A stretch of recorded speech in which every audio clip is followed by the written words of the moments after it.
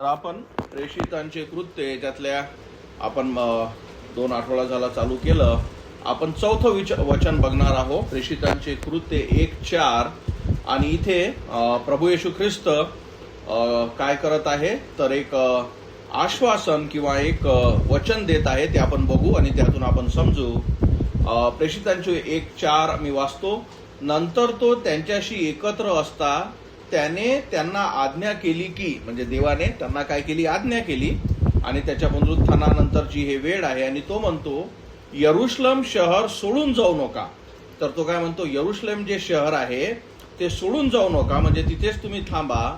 तर पित्याने देव केलेल्या, म्हणजे पित्याने म्हणजे देवाने देव केलेल्या ज्या देणगीविषयी, म्हणजे जे देणगी जे देव केली आहे त्याच्याविषयी आपण बोलू. तुम्ही माझ्याकडून ऐकले आहे त्याची वाट पहा. म्हणजे पित्याने देव केलेली आहे आणि तो म्हणतो की तुम्ही ती काय केली आहे, माझ्यापासून सुद्धा ऐकली आहे. ते आपण बघू की कुठल्या वचनातून देवाने ते सांगितलं आहे. ते माझ्यापासून जे ऐकले आहे त्याची वाट पहा.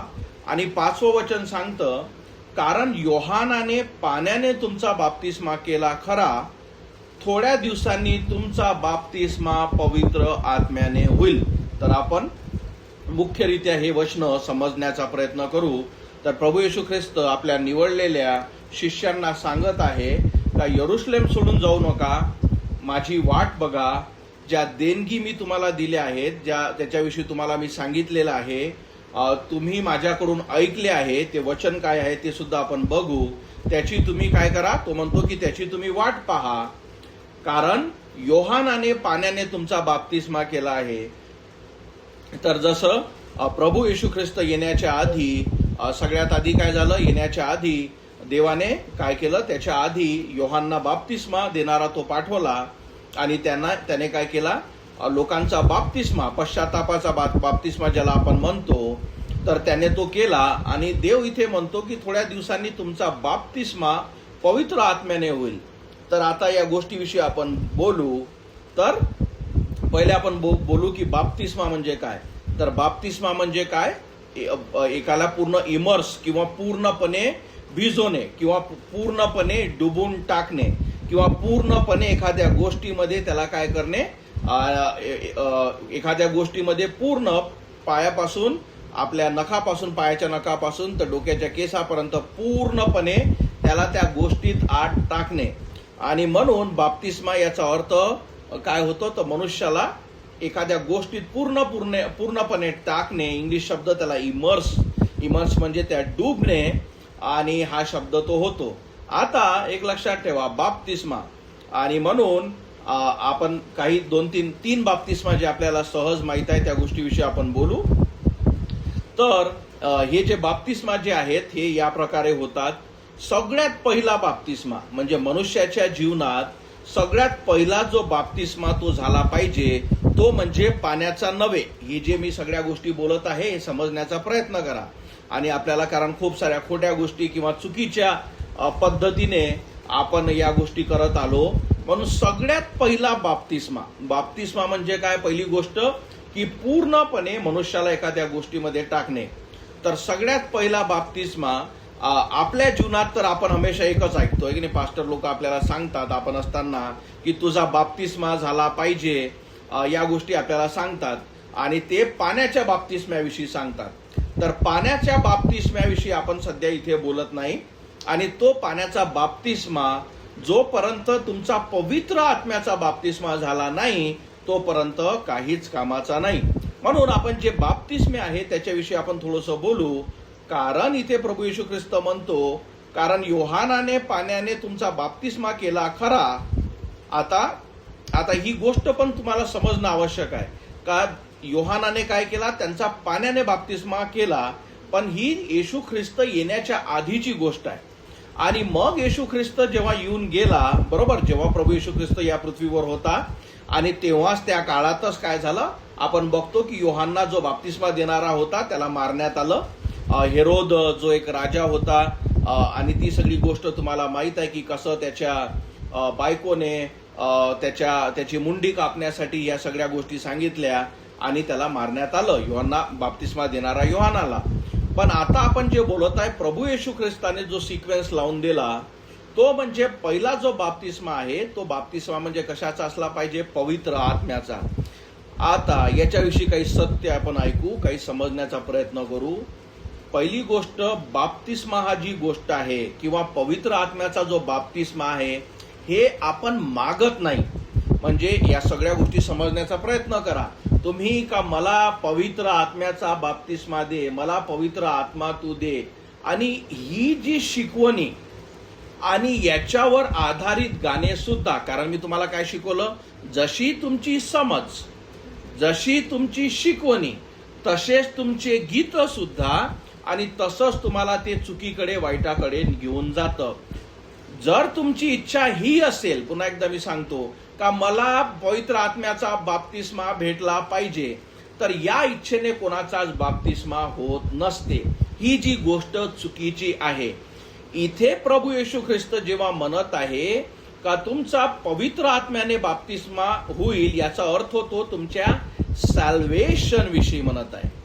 तो सांगत आहे का जेव्हा तुम्हाला तुमच्या पापाविषयी कन्व्हिक्ट होईल, तुम्हाला समजेल का तुम्ही मरत आहात आणि तुमचे पाप तुम्हाला नरकात टाकत आहेत, आणि जेव्हा तुम्ही देवाच्या पुत्राला आपला आत्मा बचावण्यासाठी हाक माराल, तर देवाचा पुत्र जो सॅल्वेशन देतो, देवाचा पुत्र जो आपला आत्मा वाचवतो त्या व्यक्तीचा, ती जी गोष्ट जेव्हा होते, तेव्हा काय होतं का देव पवित्र आत्म्याद्वारे त्या व्यक्तीला काय करतो? बाप्तिस्मा देतो. म्हणजे फरक समजा तुम्ही तिथे, आणि म्हणून हे समजणं फार आवश्यक आहे.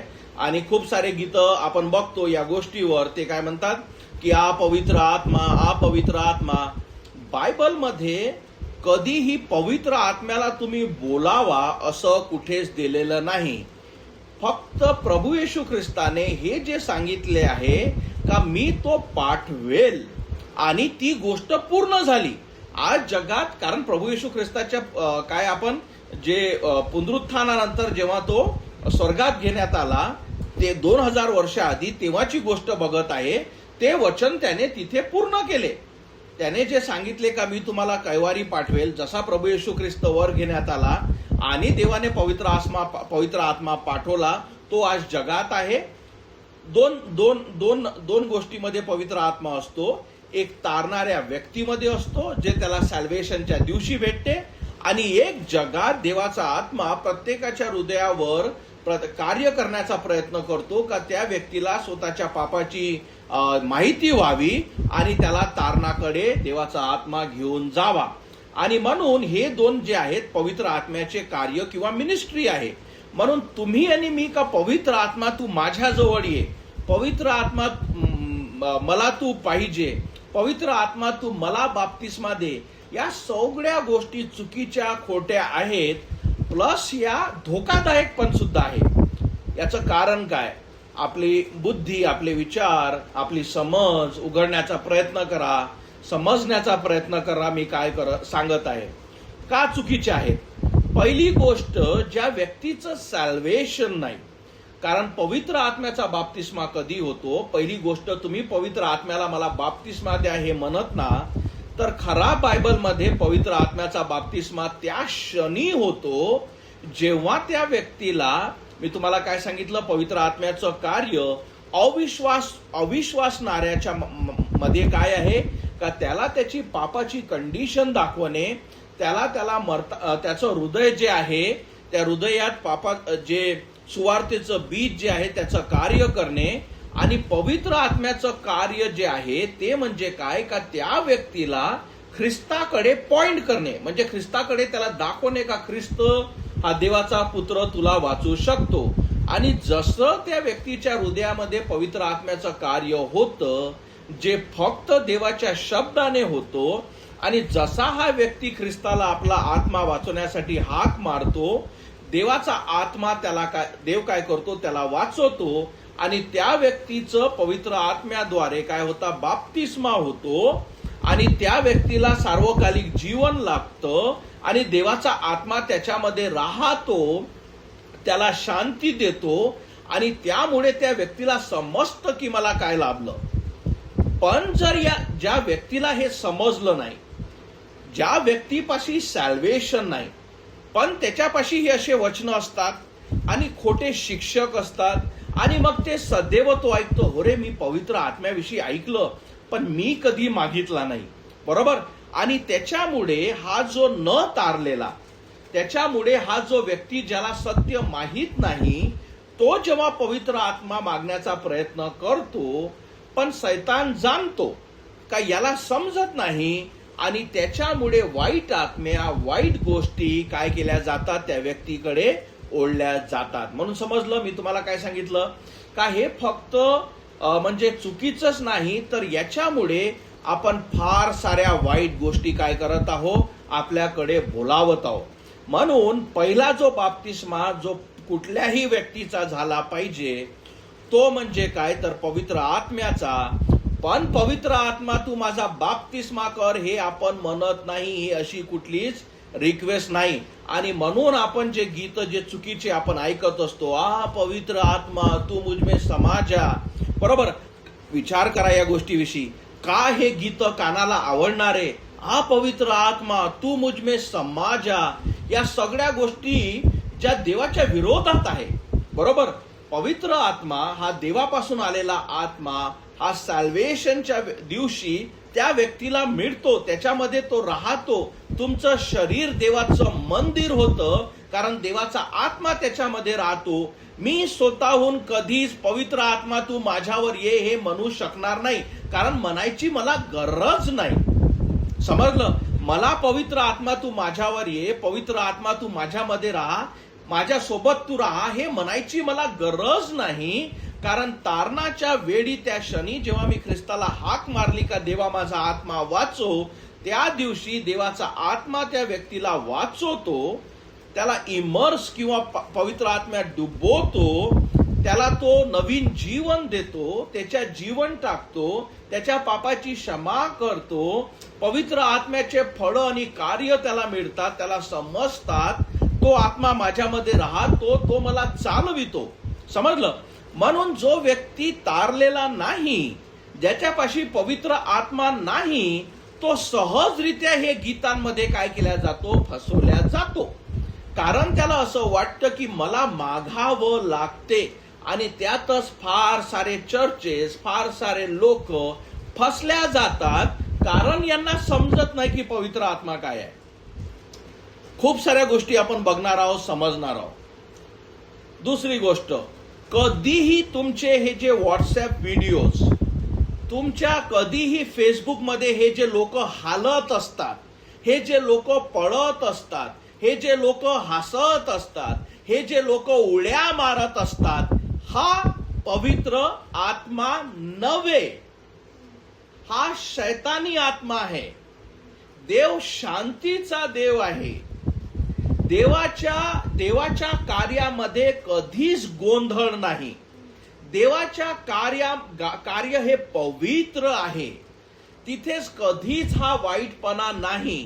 तुमच्या फेसबुकच्या रील पेजमध्ये तुम्हाला अनेकदा या गोष्टी, अनेकदा असे व्हिडिओ का एखादा व्यक्ती जो पास्टर त्यांना हात लावतो आणि हे जोऱ्यानं उड्या मारणं चालू करतात किंवा व्यक्ती खाली पडतात. आजकालचा जो ट्रेंड आहे तो अंगातला कोट काढून तो कोट मारल्या जातो आणि मारल्यामुळे लोक धड पडतात. आणि जेव्हा तुम्ही स्वतःहून तारलेले नाही, तुम्हाला देव माहित नाही, तुम्ही स्वर्गातील देवाला ओळखत नाही, तुम्ही सहजरित्या आमेन आमेन आमेन, लाईक कमेंट आमेन आमेन, समस्त कसे लोक फसल्या जातात. कारण तुम्हाला तुमची पाप कंडिशन समजत नाही. जे पुस्तक मी तुम्हाला पाठवलं त्या पुस्तकात एकदा पवित्र आत्मा कसा बोलावा हे सांगितलं गेलं नाही, तर ते पुस्तक सांगतं का तुमची पाप कंडिशन काय आहे, देवासमोर तुमचा आत्मिक कंडिशन काय आहे.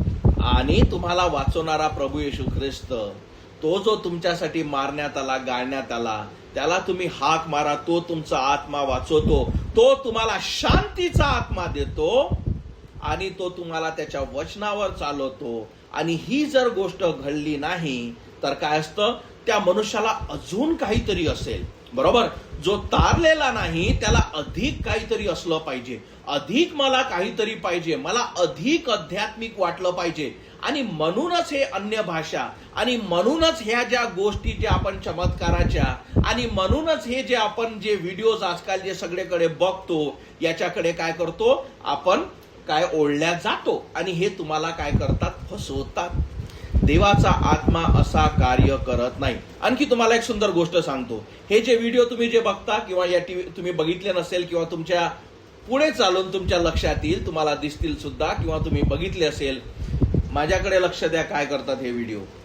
जेव्हाही हे दाखवतात की पवित्र आत्मा आला, हा व्यक्ती उलटा पडतो. लक्ष द्या मी काय बोलत आहे. हा व्यक्ती काय करतो उलटा पडतो. म्हणजे काय पडतो आपल्या मागच्या डोक्यावर किंवा पालथा पडतो. बायबलमध्ये जेव्हाही देवाचा आत्मा आला तो व्यक्ती घुटण्यावर पडला. हे सदैव लक्षात ठेवा. जेव्हा डोकं उघडं असलं, सत्य जाणण्याची इच्छा असली, देव तुम्हाला दाखवेल. पण जेव्हा तो वाईट आत्मा असला तो उलटा पडतो. तो मनुष्य उलटा पडतो. खूप साऱ्या गोष्टी मी तुम्हाला सांगेल, आनंद होईल तुम्हाला. म्हणून कसा चेक करायचा की हा देवाचा आत्मा नाही. फरक पडत नाही तो किती उसळतो, फरक पडत नाही तो किती चमत्कारिक वाटतो. प्रत्येक आध्यात्मिक गोष्ट देवाची नाही, प्रत्येक आत्मा हा देवाचा नाही.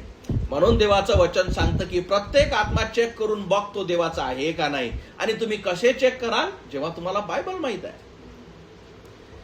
पहिली गोष्ट, हे जे वाईट आत्मे जे आहेत ते पहिली याची काय आहे, हे उलटे पडतात. म्हणजे त्याच्यावर जसा हात टाकला हा व्यक्ती असा मागे पडल्या जातो आणि सगळेच्या सगळे खाली पडतात.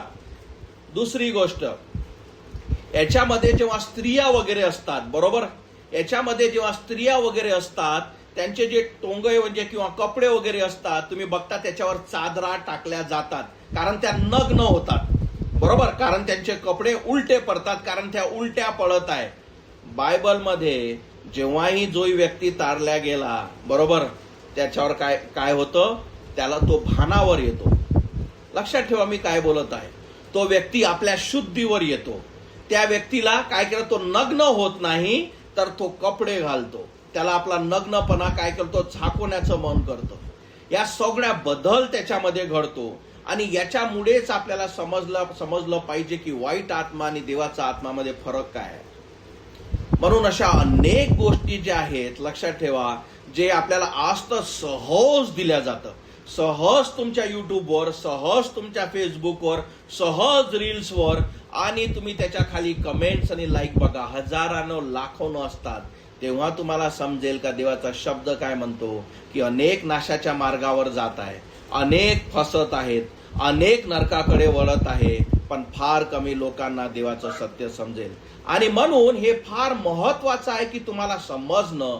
एक लक्षात ठेवा, मी क्लिअर सांगतो, जर तुमच्यापाशी देवाचा आत्मा नाही, आणि मी जसं तुम्हाला सांगितलं हा कधी मिळतो, याला तुम्ही मागत ना का देवा मला पवित्र आत्मा दे, नाही.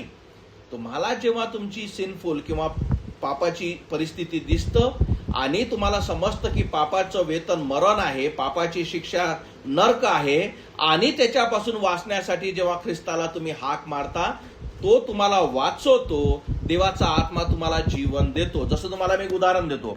माझ्या हाती हा फोन आहे, बरोबर. जेव्हा आपल्या फोनची बॅटरी डेड होते, डेड म्हणजे काय की तो मेले, आपण म्हणतो की फोन डेड झाला, तसंच आपण जन्मता स्पिरिच्युअली डेथ असतो, म्हणजे स्पिरिच्युअली आपण मेलेलो असतो. आपली इच्छा आहे आध्यात्मिक जगण्याची, आपली इच्छा आहे देवाला शोधण्याची, पण आपण स्वतःहून त्या गोष्टी करू शकत नाही. तसाच हा फोन जसा डेड झाला, हा स्वतःहून पुन्हा लाईव्ह किंवा जिवंत होऊ शकत नाही, बरोबर. याला काय लागतं तर एका केबल, ज्याला आपण चार्जिंग केबल म्हणतो, ती बाहेरील गोष्ट याच्यात घुसवा लागते, बरोबर. आणि तो जेव्हा तुम्ही याच्यात टाकता तेव्हा याच्यात काय येतं, चार्जिंग येतो आणि फोन पुन्हा तुमचा लाईव्ह किंवा जिवंत होतो. तसाच कुठलाही व्यक्ती जन्मानेच आपण स्पिरिच्युअली डेथ म्हणजे आत्मिकरित्या मेलेले असतो, आणि जसे आपण देवाच्या पुत्राला हाक मारतो की येशू माझा आत्मा वाचव, त्या समय तो देवाचा पुत्र तुमचा आत्मा वाचवतो. पण काय होतं, मी तुम्हाला काय सांगितलं, कुठली तरी बाहेरील गोष्ट म्हणजे देवाचा आत्मा तुमच्याजवळ पाठवला जातो, तो तुम्हाला सील करतो, तो तुमच्यामध्ये राहतो, जे तुमचं मेलेलं आत्मिक शरीर आहे, कारण देवाचा आत्मा तुमच्यामध्ये राहिला आणि तो आला, म्हणजे ते म्हणून ते पवित्र मंदिर होतं आणि म्हणून ते आपल्याला पवित्र जीवन जगण्यासाठी सहाय्य करतं, कारण देवाचा आत्मा तुमच्यामध्ये राहतो.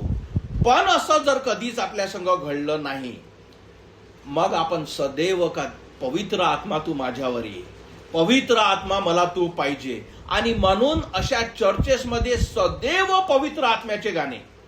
आणखी तुम्हाला एक सुंदर गोष्ट सांगतो, पवित्र आत्मा कधी स्वतःची बळाई मारत नाही. लक्षात ठेवा, पवित्र आत्मा कधी स्वतःविषयी बोलत नाही. पवित्र आत्मा सदैव ख्रिस्ताविषयी बोलतो. वचन देतो मी तुम्हाला, आपण वचन वाचू. एक जे वचन आहे, आणि म्हणून हे फार महत्वाचं वचन आहे, योहान 16:13. आणि येशू ख्रिस्त इथं म्हणतो, पण तो सत्याचा आत्मा येईल तेव्हा तो तुम्हास मार्ग दाखवून सर्व सत्यात नेईल. आता सगळ्यात महत्वाचं, कारण तो आपल्या स्वतःचे सांगणार नाही. काय बोललो मी तुम्हाला? पवित्र आत्मा स्वतःविषयी, का पवित्र आत्मा पाहिजे, पवित्र आत्मा मी आहे, पवित्र आत्म्याचं कार्य चालू आहे, पवित्र आत्म्याने रिवायवल आणलं, इथे पवित्र आत्मा उडत आहे, असं होत नाही. कारण तो आपल्या स्वतःचे सांगणार नाही, तर जे ऐकेल तेच सांगेल आणि होणाऱ्या गोष्टीस तुम्हास कळवेल. सांगण्याचं तात्पर्य, पवित्र आत्मा सदैव काय करतो? येशू ख्रिस्ताला पॉइंट करतो. सदैव येशू ख्रिस्ताला पॉइंट करतो. कारण येशू ख्रिस्त देवाचा पुत्र तुमच्यासाठी मारण्यात आला, गाडण्यात आला. त्याच्यामध्ये सॅल्वेशन आहे, त्याचा शब्द जीवन आहे, तो मार्ग सत्य आणि जीवन आहे, तो मध्यस्थी आहे. आणि जिथे तुम्ही पवित्र आत्मा पवित्र आत्मा पवित्र आत्मा हे ऐकत असाल, तिथेच तुम्ही अलर्ट होणे की इथं चालू काय आहे, कारण पवित्र आत्मा स्वतःविषयी सांगत नाही. याचा अर्थ पवित्र आत्म्याचं व्हॅल्यू कमी आहे असं नाही, कारण पिता, पुत्र आणि पवित्र आत्मा तिघेही सारखेच आहेत. एक कमी आणि एक जास्त असं नाही, पण प्रत्येकाची मिनिस्ट्री वेगळी आहे. पिता ज्याने आपला पुत्र दिला, पुत्र ज्याने पवित्र आत्मा पाठवला, या तिघांचे कार्य वेगळे आहे. आणि ते कसे कार्य करतात हे देवाच्या वचनाने तुम्हाला आताच आपण बघितलं, का पवित्र आत्मा स्वतःविषयी सांगणार नाही का मी किती चांगला आहे, मी काय आहे. पवित्र आत्मा जो पवित्र आहे तो ख्रिस्ताकडे पॉइंट करतो.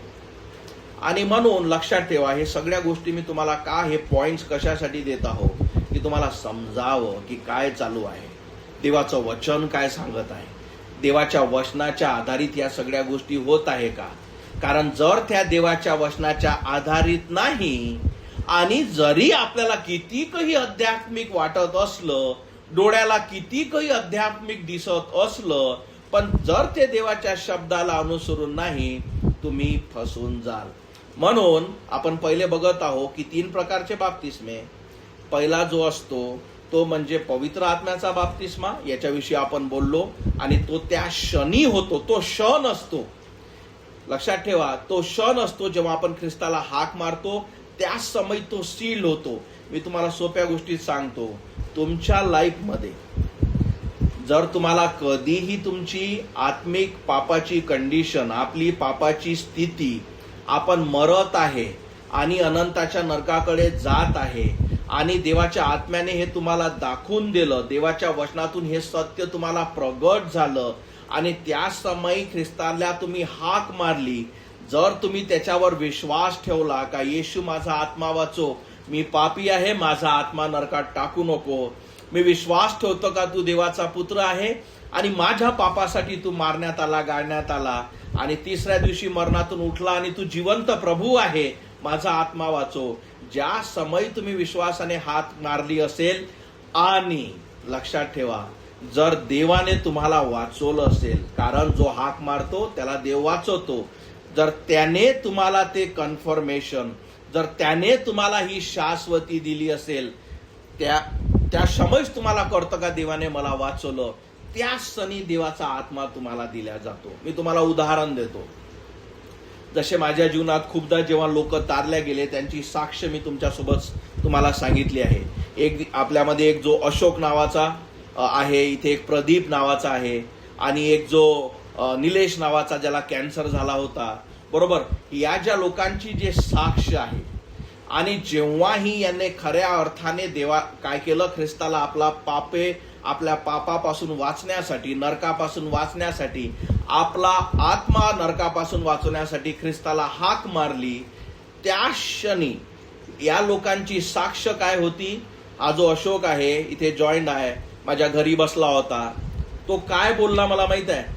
तो बोलला, पास्टर देवाने मला वाचवलं.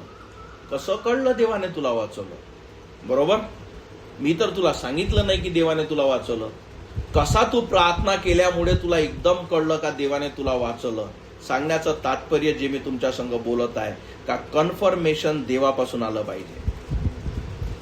ज्याला देवाने वाचवलं तो सांगतो का देवाने मला वाचवलं. ज्याच्या पापाची क्षमा झाली तो साक्षीदार होतो का देवाने मला वाचवलं. ज्याला देवाने नवीन जीवन दिलं तो ओरडतो, त्याला समजतं, त्याच्यापाशी ती शांती येते. तर या सगळ्या गोष्टी कशा होतात, तर जे मी तुम्हाला फोनचं उदाहरण दिलं, कुठली तरी बाहेरील गोष्ट तुमच्यामध्ये येणं आवश्यक आहे.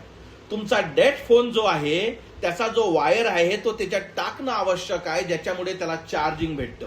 तसंच जेव्हा एखादा पापी ख्रिस्ताला हाक मारतो, बाहेरील जो देवाचा आत्मा जो त्या व्यक्तीमध्ये नाही, आणि जेव्हा तो व्यक्ती ख्रिस्ताला आपल्याला आपला आत्मा वाचवण्यासाठी हाक मारतो, देवाचा आत्मा त्याला कन्फर्मेशन देतो. तो त्याला त्या गोष्टीविषयी शाश्वती देतो. त्या व्यक्तीला त्या समयी कळतं की मला वाचवण्यात आलं, त्याला समस्त माझ्या पापाची क्षमा झाली आणि त्या व्यक्तीला देवाचा आत्मा दिला जातो आणि तो देवाचा आत्मा सदैव त्याच्या सोबत राहतो. हा व्यक्ती कधीच, हा जो अशोक आहे त्याने कधीच लाईफमध्ये मला देवाचा आत्मा पास्टर कसा मिळेल, पवित्र आत्मा मला द्या पास्टर, कोणतं गीत गाऊ, कोणती प्रार्थना गाऊ, हे नव्हे. तर त्याला सांगण्यात आलं तू मरशील, नरकात जाशील, पण तू जसा ख्रिस्ताला हाक मारशील तो त्याच समय तुझा आत्मा वाचतो. तर पहिलं आपण बघितलं, म्हणून मी तुम्हाला सांगितलं का जर तुम्ही तारलेले आहेत तर देवाचा आत्मा तुमच्या जवळ आहे, पण जर तुमच्यापाशी हे शाश्वती नाही तर तुम्हाला तारणाची गरज आहे. एवढं सोपी ही गोष्ट आहे. दुसरा बाप्तिस्मा आपण बघितला आतापर्यंत, पवित्र आत्म्याचा बाप्तिस्मा. दुसरा बाप्तिस्मा जो आहे तो म्हणजे आहे पाण्याचा बाप्तिस्मा. आता पाण्याचा बाप्तिस्मा म्हणजे काय आहे, तर देवाने मनुष्याला ही आज्ञा दिलेली आहे का जेव्हा तू तारलेला आहे, म्हणजे पवित्र आत्म्याचा बाप्तिस्मा तुझा झाला आहे, जे आपण ऑलरेडी काय आहे ते बघितलं, आणि देवाने जर तुला वाचवलं असेल तर तुझे साक्ष म्हणून की हो देवाने मला वाचवलं आहे, याच्यामुळे ज्या चर्चमध्ये तुझं तारण झालं किंवा ज्या पास्टरने तुला साक्ष सांगितली आणि सुवार्ता सांगितली, त्याच्या हाताने तू काय कर, बाप्तिस्मा घे. जे कारण लक्षात ठेवा, ते काय करेल, ते अनेकांसाठी साक्ष होतील की कसं देवाने मला वाचवलं. जे पुस्तक मी तुम्हाला पाठवलं त्याच्यात बाप्तिस्म्याविषयी एक चॅप्टर दिला आहे, ते तुम्ही वाचा, तुम्हाला समजेल का तारणा नंतर बाप्तिस्मा असतो, बरोबर. आणि म्हणून इथे खूप सारे लोक फसतात. लोकांना वाटते की पास्टर मी तो 18व्या वर्षी बाप्तिस्मा घेतला आहे, मला तर माझ्या पास्टरने लहान असतानाच बाप्तिस्मा दिला. त्या गोष्टीला काहीच किंमत किंवा व्हॅल्यू नाही. तर सगळ्यात आधी पहिले सॅल्वेशन आणि त्यानंतर पाण्याचा बाप्तिस्मा अशासाठी आहे का हे काय आहे, एक तुमचं का बाबा मी जो देवाने मला जे तारण दिलं आहे आणि त्यानंतर जे देवाने मला गोष्टी करून करायला सांगितल्या. काय काय गोष्टी देवाने सांगितल्या, दोनच गोष्टी देवाने सांगितल्या. काय करणं आवश्यक आहे, पहिले पाण्याचा बाप्तिस्मा तारणानंतर, आणि दुसरं प्रभू भोजन घेणे. याच दोन विधी देवाने लावून दिल्या. आणि या दोन्ही विधी ज्या व्यक्ती तारलेला नाही आणि तरी जो करू पाहतो आणि तो करतो सुद्धा, कारण या जगात सगळं हेच आहे, न तारलेले बाप्तिस्मा घेतात, न तारलेले प्रभू भोजन घेतात आणि प्रभू भोजन देतात. आणि इथे काय होतं, या गोष्टीला काहीच व्हॅल्यू नाही, काहीच किंमत नाही. कारण जोपर्यंत तुमचं सॅल्वेशन नाही, तोपर्यंत तुमचं पाण्याचा बाप्तिस्मा किंवा तुमचं प्रभू भोजन घेणे याला काहीच किंमत नाही. आणि म्हणून हे लक्षात ठेवा, हे समजणं की कुठली गोष्ट कुठे आहे, कशी झाली पाहिजे. बरोबर, आपण जसं लग्न झाल्यानंतरच आपण काय लग्न झाल्यानंतरच नवरा बायको म्हटल्या जातो, त्यानंतरच नंतर हनीमून केल्या जातो, त्याच्या आधीच्या सगळ्या गोष्टी व्यभिचार किंवा वाईट असतात. तसं तारणानंतरच पाण्याचा बाप्तिस्मा. म्हणून पहिले आपण बघितलं पवित्र आत्म्याचा बाप्तिस्मा कसं असतो. दुसरं आपण काय बघितलं की पवित्र आत्म्याचा बाप्तिस्मा झाल्यानंतरच, कारण ही देवाची आज्ञा आहे का तुम्ही या गोष्टी काय करा. आणि म्हणून तुम्हाला त्या पुस्तकात जसं मी दिलेलं आहे का ती काय आहे, म्हणजे ती विधी काय आहे का त्या व्यक्तीला, म्हणून मी तुम्हाला सांगितलं बाप्तिस्मा म्हणजे काय, बुडवणे. त्या व्यक्तीला काय केल्या जातो, तो पाण्यात डुबवल्या जातो. आणि जेव्हा तो डुबवल्या जातो ते चित्र काय आहे का माझा जुना मनुष्य, हे माझे पाप हे प्रभू येशू ख्रिस्ताच्या मरणामध्ये दफन झाले आणि त्याला मग जेव्हा पाण्यातून बाहेर काढण्यात येतं हे दर्शवितो का त्याच्या पुनरुत्थानामुळे मला जीवन मिळाले. समजलं, हे काय आहे, निशाणी आहे.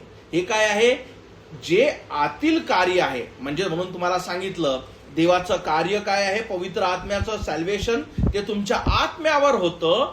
आणि पाण्याचा बाप्तिस्मा हे बाहेरील दाखवतं की काय माझ्यात आत घडलं. आणि त्याच्यामुळे आपण काय करतो, बाप्तिस्मा घेतो. म्हणून तुम्हाला समजलं, म्हणून बाप्तिस्मा हे सॅल्वेशन नाही, बाप्तिस्मा म्हणजे तारण नाही.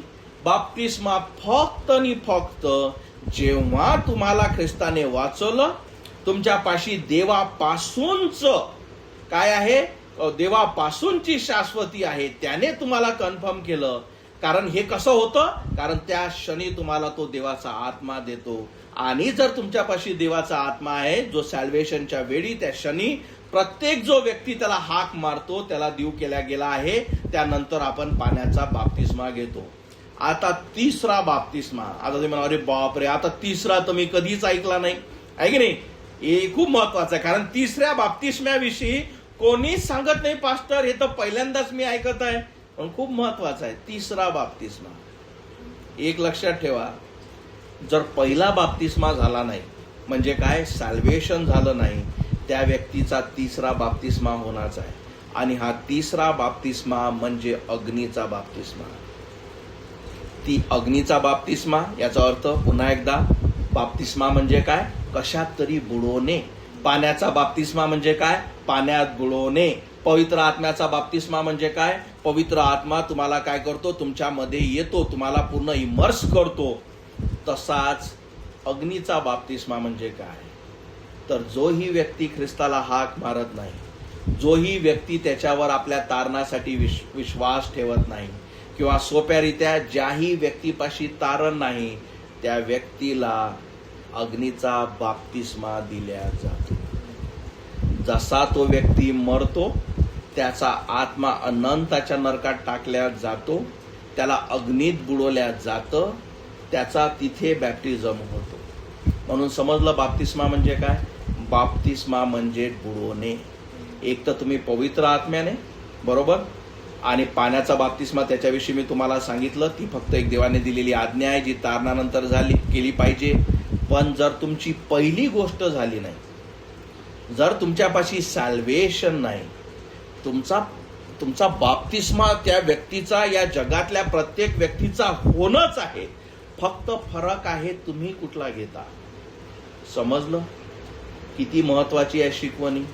समजलं का आपण शिकवतो, कारण त्या व्यक्तीचा हा अग्नीचा जो बाप्तिस्मा आहे, त्या व्यक्तीचा जेव्हा हा जो बाप्तिस्मा आहे, ज्यात त्याला अनंतेच्या न विझणाऱ्या अग्नीमध्ये त्याचा आत्मा टाकल्या जाईल, जेव्हा तो रात्रंदिवस तळपत राहील, तो रात्रंदिवस आपल्या पापासाठी क्षमा मागत राहील, कधी न विझणाऱ्या अग्नीमध्ये त्याला टाकल्यात जाईल, तो आहे अग्नीचा बाप्तिस्मा, जो प्रत्येक व्यक्तीचा ठेवलेला आहे, जर त्याने ख्रिस्तापासूनचं तारण स्वीकारलं नाही. काही गोष्टी आपण बोलू, शिकवणी किती महत्वाची आहे का. आता हे जे खोटे चर्चेस जे पवित्र आत्मा करतात यांना हे समजत नाही. एक वचन आहे देवाच्या वचनाचं, ठीक आहे, ते वचन आपण पुढे बघू. तर हे देवाचं वचन काय सांगतं? हे देवाचं वचन सांगतं का देवाचा पुत्र, आणि ते वचन आपण एक वचन मी तुम्हाला काढून ते वचन दाखवतो.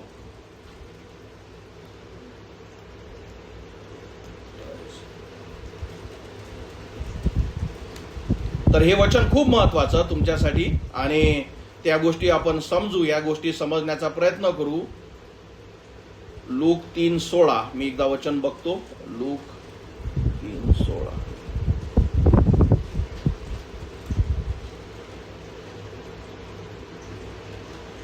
बरं, लूक 3:16, ठीक आहे, मी तुमच्यासाठी वाचतो. त्या सर्वांना योहानाने उत्तर दिले, मी तुमचा बाप्तिस्मा पाण्याने करतो. ज्याच्याविषयी आपण बघितलं, तुम्ही जे आपण ऐकत आहो ना की पास्टर 3 बाप्तिस्मा कसे, तर आपण ते वचनच बघून घेऊ, ठीक आहे. कारण हे सगळ्या गोष्टी आपण सहजरित्या कधी ऐकत नाही आणि म्हणून आपण कन्फ्यूज होतो, आणि म्हणून हे वचन मी तुमच्या संग शेअर करतो, स्क्रीन शेअर करतो. तर तुमच्या समोर हे स्क्रीन आहे आणि आपण बघत आहोत 16वं वचन जे हायलाइट केलं. लूक 3:16, त्या सर्वांना योहानाने उत्तर दिले. आता इकडेकडे लक्ष द्या. काय 3 बाप्तिस्मा मी तुम्हाला सांगितले. मी तुमचा बाप्तिस्मा पाण्याने करतो, पण हा योहानाचा बाप्तिस्मा होता येशू ख्रिस्त येण्याच्या आधी. पण एक जण जो माझ्यापेक्षाही सामर्थ्यशाली आहे तो येत आहे, म्हणजे ख्रिस्ताविषयी तो बोलत आहे, आणि त्याच्या वाहनांचे बंद सोडण्याची माझी पात्र नाही. आणि तो सांगत आहे की त्याच्या पायालाही मी टच करू शकत नाही, एवढीही माझी लायकी नाही. तो तुमचा बाप्तिस्मा पवित्र आत्म्याने व अग्नीने करेल. आणि इथे लोक एकदम अरे वा, अग्नीने करेल, अग्नीले. आणि इथे लक्षात ठेवा, खूप महत्वाचं आहे, जिथे हे सगळे चर्चेस बॅप्टिझम ऑफ फायर आणि अग्नीचा बाप्तिस्मा आणि त्याच्यावर तो टाकण्यात आला, कारण इथे दिलेला आहे. आता लोकांना सत्य समजत नाही, तो काय बोलत आहे याचा उलगडा तो पुढे करत आहे. तर पहिला काय म्हटलं, तो तुमचा बाप्तिस्मा पवित्र आत्म्याने व अग्नीने करेल. पुढे बघा काय म्हणत आहे, त्याच्या खडे अगदी स्वच्छ करायला गहू व त्याच्या कोठारात साठवायला त्याचे सूप त्याच्या हातात आहे, पण तो भूस न विझणाऱ्या अग्नीत टाकून जाळून टाकेल. म्हणजे इथे तो काय म्हणत आहे, इथं त्याने उदाहरण दिलं. जेव्हा एखादा शेतकरी आहे, बरोबर, त्याचं जेव्हा धान्य जेव्हा येतं, जेव्हा गहू येतं, त्याच्यात भूस किंवा काळी कचरा सुद्धा येतो, बरोबर. तर तो काय करतो, एक गोष्ट आहे, बरोबर. ते आपण एखादं सूप घेतो आणि त्याच्यात पूर्ण गहू जे धान्य आलं ते घेतो, आणि त्या बाया काय करतात, वर ते पकडतात आणि त्याला काय करतात, वरून खाली टाकतात. ज्याच्यामुळे काय होतं, जे गहू ते वजनी आहे म्हणून ते भांडारात पडतं, आणि फूस आणि हा कचरा जो आहे तो हवेमध्ये उडून जातो आणि नंतर त्याला पेटवल्या जातो. समजलं? म्हणून जो अग्नीचा बाप्तिस्मा तो जो लिहून ठेवला आहे, तो काय सांगत आहे, तो तुम्हाला नरकाविषयी सांगत आहे. आता हे जेव्हा सत्य तुम्ही, म्हणून सगळे वचन वाचणे, वचन काय बोलत आहे, खरंच अग्नीचा बाप्तिस्मा असते काय, बरोबर. म्हणजे ही अशी गोष्ट झाली का अग्नीचा बाप्तिस्मा म्हणजे अक्षरशः म्हणजे काय झालं माहित आहे का, देवा मला नरकात टाक, कारण तोच ते तिथे म्हणत आहे. म्हणून मी तुम्हाला काय सांगितलं, या जगातल्या प्रत्येक व्यक्तीचे 2 बाप्तिस्मे हे होऊन ठेवले आहे. एक पवित्र आत्म्याचा जो सॅल्वेशन तारणाच्या दिवशी भेटतो, आणि एक अग्नीचा जो व्यक्ती तारल्याशिवाय मरतो, त्याला अग्नीच्या सरोवरात टाकल्या जातं, त्याचा आत्मा तिथं अनंत काळसाठी मरतो आणि तळपडतो. म्हणजे समजलं, हे 2 म्हणजे काय, बुडवणे. बाप्तिस्मा म्हणजे काय, बुडवणे. एक तर तुम्ही पवित्र आत्म्यात आहात, नाही तर तुम्ही अग्नीत आहात, याच्याशिवाय तिसरं कुठलंच नाही. समजलं? हे किती महत्वाचं आहे समजणे.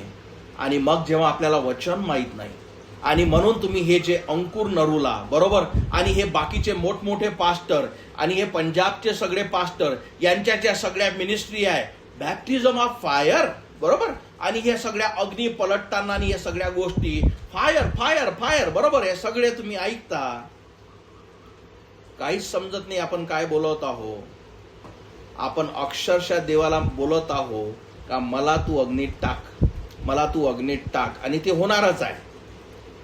कारण जर तुम्हाला सत्य कळलं नाही तर देव त्या व्यक्तीला अग्नीत टाकेल. बरोबर. म्हणून देवाचं वचन काय आहे, वचन काय बोलत आहे, कसं समजत आहे, सत्य काय आहे हे समजणे, ते वचन वाचणे. हे नाही की हे बघा हे इथं वचन दिलंय ना, मी हे घेते. तुला ते वचन कशाविषयी बोलत आहे, कोणाविषयी सांगत आहे, त्याचा संदर्भ काय आहे, त्याच्या मागे पुढे काय लिहिलेलं आहे, हे तुम्ही वाचत आहात का फक्त चूज अँड पिक. बरोबर आहे की नाही. जसं आपण फळेभाज्या घ्यायला जातो, तिथे खूप सारे फळं ठेवले असतात. जे जे आपल्याला आवडतं तेवढं आपण घेतो. जे आपल्याला आवडत नाही, अरे हे वाईट, हे नरक, हे पाप, हे कोणाला आवडतं, हे मी नाही घेत. त्यातलं फक्त का हे मला आशीर्वादित वाटत आहे हे मी उचलते. आणि यशामुळे काय होतात, लोक फसून जातात. म्हणून समजलं बाप्तिस्मा याविषयी मी तुम्हाला काय दिली, माहिती दिली. पवित्र आत्म्याचा बाप्तिस्मा, जोही व्यक्ती आपला आत्मा वाचवण्यासाठी ख्रिस्ताला हाक मारेल त्या दिवशी, त्या क्षणी त्याला दिल्या जाईल. पाण्याचा बाप्तिस्मा हा तारणानंतर म्हणजे पवित्र आत्म्याच्या बाप्तिस्मानंतर ही एक विधी देवाने देऊ केलेली आहे, जे मनुष्याला म्हणजे ती चॉईस आहे, तुम्हाला करायचं आहे का नाही. ख्रिस्ताने तुम्हाला वाचवलं, तुम्हाला साक्षीदार व्हायचं आहे का नाही, तुम्हाला त्याच्या वचनावर चालायचं आहे का नाही, हे तुमची चॉईस आहे. पण जर तुम्ही पवित्र आत्मा किंवा जे देवापासूनचं दान जे आहे म्हणजे तारणाची जे भेट आहे ते जेव्हा तुम्ही नाकारता तेव्हा काय केलं जातं, त्या व्यक्तीचा बाप्तिस्मा नक्की आहे पण तो काय होतो, अग्नीचा.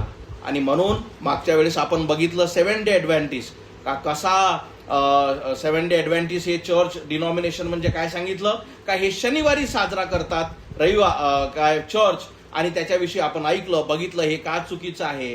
आणि आपण या गोष्टी आता पवित्र आत्मा आणि अग्नीचा बाप्तिस्मा आणि अग्नीचं फायर आणि अग्नीच्या सगळ्या गोष्टी, आणि आपण बघतो की सगळ्याकडे हे लोक भरलेले आहेत. आणि म्हणून आपण देवाच्या वचनातून की हे खरंच आहे का, असं याची आवश्यकता तुम्हाला आहे का, हे जे चमत्कार आणि या सगळ्या गोष्टी तुम्हाला करण्याची आवश्यकता आहे का, प्लस हे देवाच्या वचनातून आहे का, या सगळ्या गोष्टी तुम्हाला आपण इथे. म्हणून मी तुम्हाला सांगितलं की प्रेषितांचे कृत्य सगळ्यात महत्वाचं, याच्यात फार ज्ञान आहे, याच्यात फार साऱ्या गोष्टी आहे. या तुम्हाला खूप चुकींपासून सगळ्या वाईटापासून तुम्हाला काय करेल, हे बचावेल. जेव्हा तुम्ही लक्ष द्याल, तुम्ही वाचाल, तुम्ही त्याच्यावर चालाल, आणि फक्त ऐकणारे नव्हे तर त्याच्यावर चालणारे, की जेव्हा देव तुम्हाला दाखवतो की मी जिथे जात आहे, मी जे करत आहे हे तर मग चुकीचं आहे, कारण हे वचन तसं म्हणतं, आणि जेव्हा त्याच्यावर तुम्ही चालता तुम्ही सत्याकडे वाटचाल करता.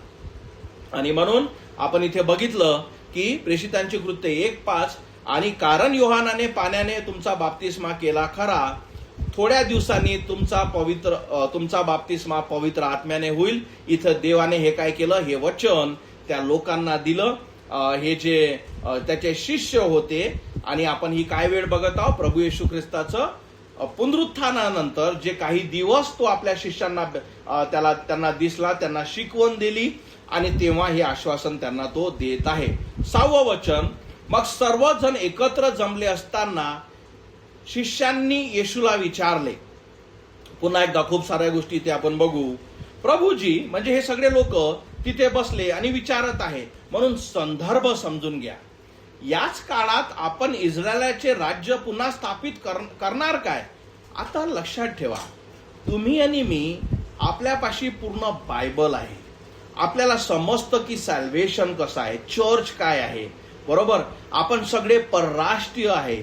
आता तुम्ही जर स्वतः ते 12 शिष्य आहात, विचार करा, त्या समय ना चर्चचं सुरुवात झालेली आहे, ना पवित्र आत्मा आलेला आहे, ना कृपेचा पिरियड ओपन झालेला आहे. म्हणून हे लोक कुठल्या विचारांनी आणि त्यांची मनस्थिती काय आहे, त्यांची समज काय आहे, या सगळ्या गोष्टीने ते काय करत आहे, ते लोक त्या गोष्टीने तो प्रश्न विचारत आहे.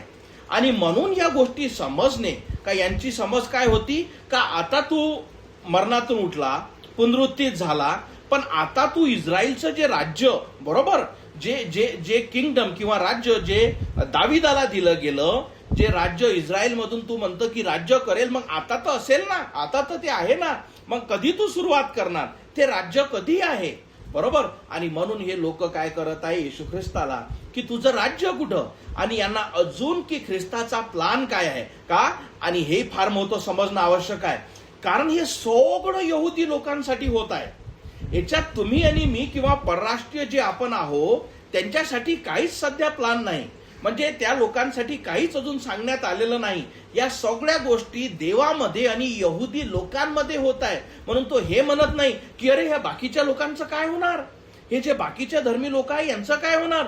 इथे फक्त आणि फक्त इस्रायलचा देव, ज्याने इस्रायलच्या देवाने आपला पुत्र पाठवला आणि तो जो राज्य स्थापित करणार आहे, जे इस्रायल लोकांसाठी सगळ्या गोष्टी त्यांच्यासाठी बोलल्या जात आहे. आणि हे खूप महत्वाचं आहे का, कारण पुढे चालून पुढच्या आठवड्यात आपण अन्य भाषाविषयी बोलू. आणि म्हणून ह्या सगळ्या गोष्टी की चालू काय आहे इथं सगळं डिस्कशन, सगळं बोलणं, सगळे वचन या सगळ्या यहुदी लोकांसाठी. इथे काही चर्च नाही, इथे काही परराष्ट्रीय नाही. या सगळ्या गोष्टी त्यांच्यासाठी सांगण्यात येत आहे. आणि म्हणून तो काय म्हणत आहे, हे म्हणत आहे काय, चर्च कधी होणार आहे, कधीही ही जे बाकीचे समजा विचार करा, आपण जर भारत असता तेव्हा भारतामध्ये कधी सुवार्ता जाईल, हे लोक कसे तारल्या जातील. नाही, ते म्हणत आहे प्रभूजी या काळात आपण इस्रायलचे राज्य पुन्हा स्थापित करणार काय, कधी या गोष्टी होतील. कारण त्या लोकांना या गोष्टीविषयी काहीच अजून उघड झालेलं नाही. 7वं वचन, तो त्यांना म्हणाला, पित्याने स्वतः अधिकारात काळ व समय ठेवले आहेत ते जाणणे तुमच्याकडे नाही. म्हणजे तो सांगत आहे की राज्य येणार आहे, पण ते कधी येणार आहे हे देवाला माहित आहे, देवाने आपल्या जवळ ठेवलेलं आहे. ते तुम्हाला समजण्याची सांगण्याची गरज नाही. पण ती गोष्ट येण्यापर्यंत, ती होण्यापर्यंत तुमच्यासाठी एक कार्य आहे. आणि ते सगळ्यात महत्वाचं म्हणजे 8वं आपण हे वचन बघू. परंतु पवित्र आत्मा तुमच्यावर येईल तेव्हा तुम्ही सामर्थ्य प्राप्त कराल आणि यरुशलेम शहरात, सर्व यहुद्या आणि शमरोन प्रांतात व पृथ्वीच्या शेवटापर्यंत काय कराल, तुम्ही माझे साक्षी व्हाल. त्याने काय सांगितलं, साक्षीदार व्हाल. म्हणून जो व्यक्ती तारलेला आहे तो नाचत नाही, जो व्यक्ती तारलेला आहे तो व्यक्ती अळबळबळ करत नाही. जो व्यक्ती तारलेला आहे तो साक्षीदार होतो. तो सांगतो का ख्रिस्ताने कसं मला वाचवलं, त्याने कशी माझ्या पापाची क्षमा केली, त्याने मला वाचवलं, तो तुम्हाला सुद्धा वाचवू शकतो. ते काय होतील, साक्षीदार. म्हणून पवित्र आत्मा तुमच्याजवळ आहे का, याची सगळ्यात मोठी, सगळ्यात पहिली म्हणजे जे चिन्ह जर आपल्याला पाहिजे असेल ते म्हणजे तो व्यक्ती साक्षीदार होतो. तो अनेकांना सांगतो का देवाने मला वाचवलं, माझ्या पापाची क्षमा झाली. तो ख्रिस्ताविषयी अनेकांना सांगतो. आणि म्हणून हे फार महत्वाचं आहे, फार समजणं की देवाच्या, म्हणून तर वचन काय सांगतं की त्यांच्या फळावून तुला कळेल का खरेच हे देवांचे आहे का. बरोबर. कारण ज्या व्यक्तीला पवित्र आत्मा मिळाला तो काय करतो, साक्षीदार होतो. साक्षीदार म्हणजे काय, पुन्हा एकदा साक्षीदार म्हणजे काय, आपल्या कोर्टाच्या भाषेत साक्षीदार म्हणजे काय, जेव्हा जज एखाद्या साक्षीदाराला बोलावतो त्याला काय सांगतो, त्याला विचारतो की काय तू बघितलं, काय तुझ्या संग घडलं, आम्हाला तू सांग, तुझी साक्ष तू सांग. आणि तो साक्षीदार त्या गोष्टीविषयी सांगतो. बरोबर. ही तारीख होती, ही वेळ होती, या दिवशी मी असं झालं, असं मी बघितलं, हे माझ्या संग घडलं. बरोबर. तो साक्षीदार. इथे आपण बोलत आहोत सॅल्वेशन विषयी. तुम्हाला काय सांगितलं, पवित्र आत्मा कधी भेटतो, ज्या वेळेस एखादा पापी ख्रिस्ताला हाक मारतो आणि त्याचा आत्मा वाचवतो, त्या दिवशी देवाचा आत्मा त्याच्यामध्ये येतो. म्हणून तो म्हणतो पवित्र आत्मा तुम्हाला मिळेल आणि तुम्ही काय व्हाल, साक्षीदार. आणि म्हणजे साक्षीदार काय म्हणतो, मला देवाच्या वचनातून समजलं की माझ्या पापाची परिस्थिती काय आहे, मला देवाच्या वचनातून समजलं, कारण पापाचं वेतन मरण आहे, एकदाच मरण आहे, नंतर न्याय आहे. आणि मला देवाने दाखवलं का मी किती मोठा पापी आहे आणि मी मरेल आणि कसा नरकात जाईल. पण मला दाखवण्यात आलं का देवाचा पुत्र माझ्यासाठी मारण्यात आला, आणि जसं मी त्या जिवंत देवाच्या पुत्राला हाक मारली त्याने मला वाचवलं, माझ्या पापाची क्षमा झाली, नवीन जीवन मला भेटलं, त्याने मला वाचवलं. ओके नाही, हे काय होतं, साक्षीदार. तुम्ही साक्षीदार व्हा. आज अनेक साक्ष आहेत. बरोबर. खूप सारे साक्षीदार आहेत. पण त्यांच्यापाशी तारणाची साक्ष नाही. ही फार वाईट गोष्ट आहे.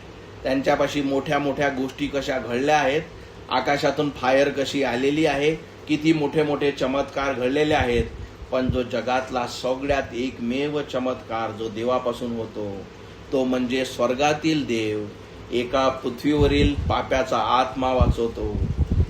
ते साक्षीदार नाहीत. आणि हे म्हणून फार वाईट गोष्ट आहे. म्हणून सगळ्यात मोठं खरं देवापासूनचं सॅल्वेशन काय आहे?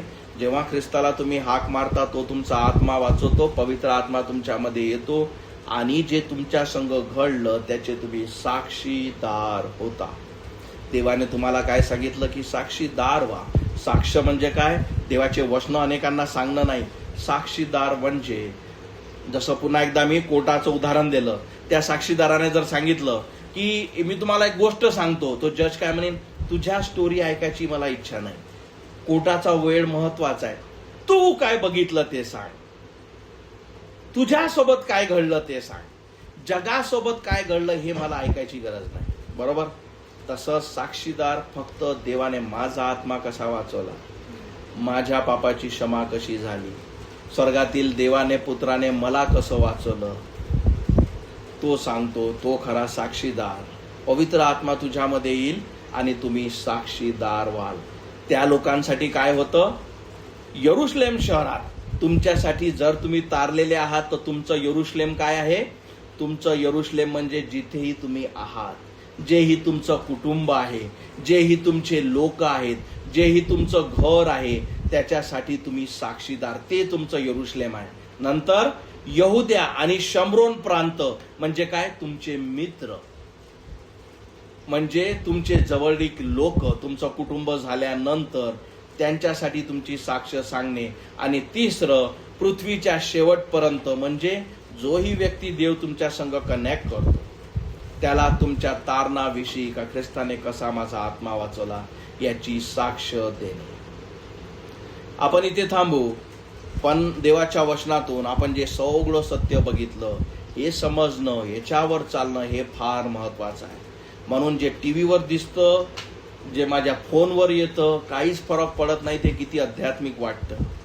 1 आणि 2 मिनिटाच्या क्लिपला बळी पडू नका. देवाचा शब्द तुम्हाला दिलेला आहे, देवाचं वचन तुमच्यासाठी दिलेलं आहे. ते वाचा, ते समजा. देव तुम्हाला सहाय्य करेल जेव्हा आपण समजण्यासाठी, शिकण्यासाठी त्यात मनन करू, मन लावू. तो तुम्हाला दाखवेल. कारण सगळ्यात मोठं काय आहे? देवाचे वचन, देवाचा शब्द, आणि तो तुम्हाला सत्याकडे घेऊन जाईल. आणि फार हे महत्वाचं आहे.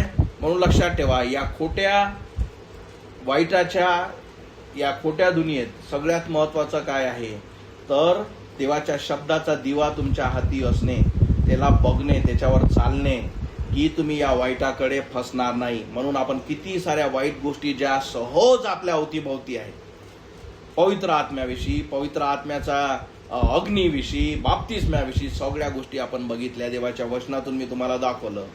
आणि म्हणून हे समजणं, सत्य ऐकणं, त्याच्यावर चालणं हे तुमच्यासाठी आणि माझ्यासाठी फार आवश्यक आहे. आपण इथे थांबू. पुढच्या आठवड्यात पुढचे वचन आणि सगळ्या गोष्टी आपण बघू. आपण प्रार्थना करू आणि आजच्या बायबल स्टडीला आपण थांबू.